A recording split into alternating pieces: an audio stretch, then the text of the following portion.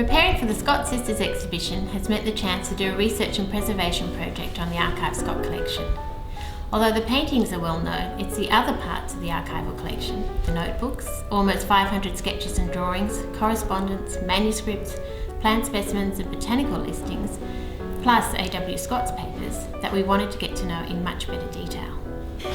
A grant from the Australian Museum Foundation means that we can spend this time on the collection. Working with the museum's conservation team, paper conservator Sarah Barn is stabilising the collection, carrying out conservation treatments and improving its long-term storage. My approach to conservation of the collection is one of minimal intervention, part because the damage is relatively minor, but also importantly to retain the historical integrity of the objects. The first part of the treatment is a gentle brushing to remove any surface dirt. And then where there are obvious areas of slightly ingrained dirt, a vulcanised rubber sponge or an eraser can be used. This is the most gentle action, and you can see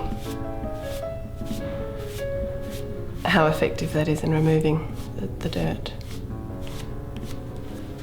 Creases and folds are gently humidified with a water pen. This plumps up the fibres, allowing unfolding with minimal shock to the paper.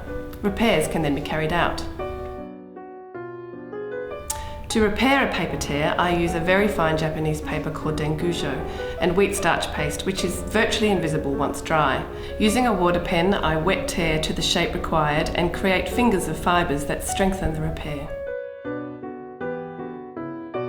Japanese papers are often used in paper conservation because of their quality of long fibres and great strength, even though they can be of incredibly light weight, like the one I'm using today.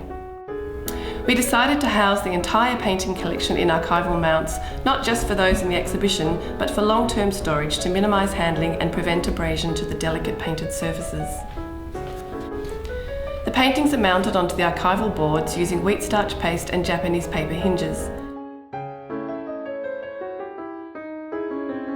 The paintings vary in thickness depending on the boards the sisters used, so the mounts need to be different depths to accommodate this.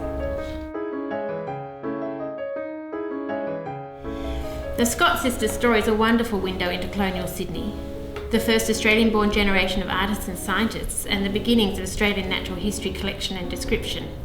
And of course the history of the Australian Museum itself, as the Scotts had a strong and lasting connection to the museum and the people who worked here.